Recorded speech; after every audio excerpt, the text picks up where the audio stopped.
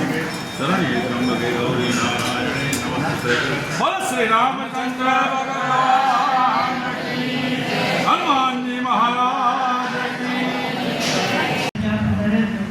गुरु ब्रह्मा गुरु विष्णु गुरुदेव महेश्वर गुरु साक्षात परब्रह्म तस्मै श्री गुरवे नमः। मैंने तुमरी कुछ बापू ने सदन लिया करें। जय राम जय जय राम श्री राम जय राम जय जय रघुनंदन जय घनश्याम सीताराम जानकी वल्लभ सीताराम श्री राम जय जय राम श्री राम जय जय राम रामचंद्र भगवान तो आयो इस जगत में जगत हंसे तुम रोई करनी ऐसी करके चलो तुम चलो जगत। आ वक्ति ने जो सार्थक करी होय तो पूज्य कनु बापुए करी છે કારણ કે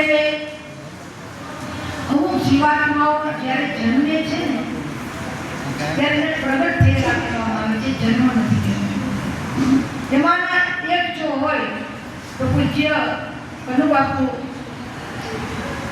હમણાં જેમ એને વાત કરી એ પ્રમાણે शैक्षणिक जीवन सामाजिक जीवन के धार्मिक जीवन गरीब भिक्षा शिक्षा ने दीक्षा तणी जेवुं महान हतुं अने हमेशाने माटे जेम हमणां जेम एने वात करी एम अमारे सगा भाई बेन जेवो नातो ए रीते पूज्य कनु बापुना आ साकट गमन निमित्ते कारण के अमुक लोकोमां दावा करवामां आवे छे।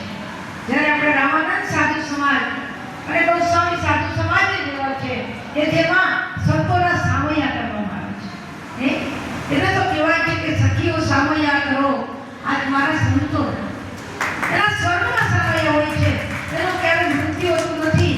આવડે મૃત્યુ મારી સમી તને હું આવકારું છું। જે બાપુએ વિદાય લીધી છે એમાં મોક્ષ જ છે। પરંતુ દીકરા હોય વહુવાનું હોય જે દીકરાઓ છે પૂજ્ય ભાભી સાહેબ દીકરીઓ છે એને 100 વર્ષે વડલો પડે બાપ તો એ વડલો પડ્યો ગણાય છે। પરંતુ નૈન ચિંત્રણથી શસ્ત્રાણી નૈન દહનથી પાવક શ્રીમદ ભગવદ ગીતામાં કીધું છે કે શસ્ત્રો તેને કાપી શકતા નથી, અગ્નિ ગાળી શકતો નથી, એવો આત્મા અમર છે। ફક્ત મને જ તમને જો લાગણી થતી હોય તો મારા તમારા સંબંધની છે। સંભાળના ફરી ફરીને યાદ ઉતરે છે જીના પાકે ને ઉષ્ણ વિશ્વાસ છે। જે બાપુના સંભાળના હંમેશાને માટે યાદ છે। પરંતુ એ આત્માએ જ્યારે ગતિ કરી છે ત્યારે એમના ભદ્રોત્સવ ભદ્ર એટલે કલ્યાણ એ ભદ્ર ઉત્સવ પ્રસંગે ઉપસ્થિત અમારે સાધુ સમાજના મહંત શ્રી રામોલ મંદિર પૂજ્ય અમરશ્રી પધારા પૂજ્ય બાપજી અને ગુજરાત મંદિરના મહંત શ્રી પૂજ્ય ગંગીરી બાપુ સારા એવા વક્તા શ્રી શાસ્ત્રીજી મહારાજ અમારા સુખરામ બાપુ પ્રજ્ઞેશભાઈ ભાઈશ્રી સાથે આપણા પ્રવીણભાઈ કુમાવત અને સમગ્ર કુમાવત પરિવારના ભાઈઓ બહેનો વડીલો તમારી એક બહેન તરીકે તમારી દીકરી તરીકે હું બધાના ચરણમાં દંડવત પ્રણામ કરું છું। અહીંયા ઉદારેલા સંતો અને ભક્તો હમણાં જે વાત થઈ એમ પૂજ્ય બાપુ શૈક્ષણિક પોતાનું કાર્ય કરીને પાછી પોતાનું સાધુતા જે બને સાધુતા એ ક્યારે ભૂલ્યા નથી। પોતાની પૂજા હોય, પોતાનું નિત્ય કરવું હોય, રામાયણજીના પાઠ કરવાના હોય, મારો કોઈ પણ નાનો મોટો પ્રસંગ હોય ત્યારે બાપી કનુભાઈ બે ત્યાં પહોંચી જ છે। મારા નાના મોટા બધા દરેક પ્રસંગમાં ને બે પુત્ર ભાઈઓ મારી પાસે આવ્યા બધું ભાઈ તમે મને આમંત્રણમાં દેવાનું હોય, મારી ફરજ આવે છે, મારી ફરજના ભાગરૂપે આવવું પડે। તો હમણાં તમારા સુખરામ બાપુ મને રસ્તામાં હસાવતા મને કે હવે તો તમે મહામંડલેશ્વરના ગુરુ થયા એટલે તમે મહાન કહેવાય ને તો બાપુ આપણે ઘાસમાં નાશ કરી દીધું। આપણા રત્નેશ્વરી દેવીને મહામંડલેશ્વર પદની પદવી આપણા કુવાજી પીઠો દ્વારા મળી એ તમારા સત્વના આશીર્વાદથી તો પૂજ્ય બાપુ મને હસાવતા બાપુ એના ઘાસના ઘાસ થઈને રહીએ રે આપણે તો દાસ બનવાનું છે. કેના દાસ? હનુમાનજીના, રાજેન્દ્ર સરકારના, માળાના નહીં. એ સાધી સમાજ માળાનો દાસ ન બને, દાસ કેના બને?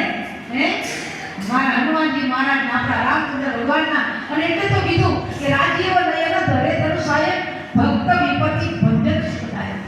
જેના રાજેન્દ્ર સરકાર પૂજાતા હોય એના મિત્રો છે રાજીવ, કરુણામય, દયાળુ મિત્રો. પણ એ જ રાજેન્દ્ર જ્યારે ગુસ્સામાં આવે ને ત્યારે સાહેબ હાથમાં બાણ લઈ એના ભક્તોને રક્ષણ કરી અને અસુરોનો નાશ કરે. એવા રાજેન્દ્ર સરકારના આપણે દાસ બનવાનું છે જગતમાં. આ સંતો છે, આ બધા સંતો છે. અને પૂજ્ય બાપુ હંમેશા શિક્ષણને બહુ મહત્વ દેતા. બેટા ભણજે બહુ, ભણજે બહુ, ઠાકોરે કર બેટા, પણ તું ભણજે. અને બેન એને સુધી ભણ્યા. આ પૂજ્ય બાપુ એવા તો કેટલાય લોકોને આગળ વધાર્યા છે. હું સતત એમની સાથે, મારો સુખ હોય કે દુઃખ હોય, એમાં સતત ભાઈ મારી સાથે રહ્યા છે. આજે એક પારિવારિક નાતા સાથે મારે આવવાની ફરજ બને છે. મારે રોકાવું જોઈએ. પણ મારી શારીરિક તકલીફ આ બધાને ખબર છે. મંગા એ તકલીફ છે, બેસી નથી શકતી એટલે ઉતાવળ કરાવું છું. મને ભાઈઓને આજે સંતોને આપણે સામયા કર્યા. જે બાપુના જરા હાલતું હતું ને આપણે બધા વાંચતું હતું ત્યારે મને એમ લાગે કે સ્વર્ગમાં પણ પૂજ્ય ભાઈના સામયા થઈ રહ્યા. સત્પ્રવૃત્તિ, સદ્વિચાર, સદ્ધર્મ, સત્સેવા, સત્ય, પરમ ધીમહિ તો ભાવ રાખી અને હું આપની પાસેથી વિદાય લઉં. ફરી વખત અમારા સંતોના ચરણમાં દંડવત પ્રણામ કરી આપની વચ્ચેથી વિદાય લઉં.